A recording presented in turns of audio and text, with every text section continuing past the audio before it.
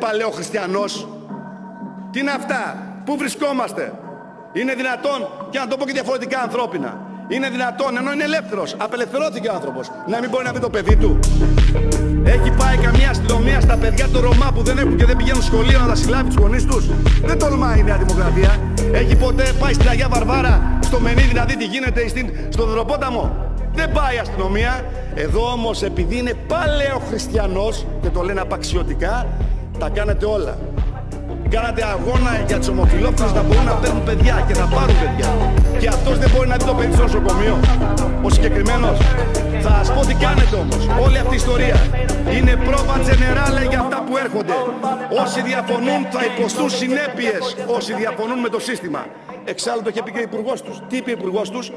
Όποιος δεν προσαρμόζεται, πεθαίνει. Όποιος αρνείται να προσαρμοστεί, δυστυχώς πεθαίνει. Αυτό θέλετε για την Ελλάδα.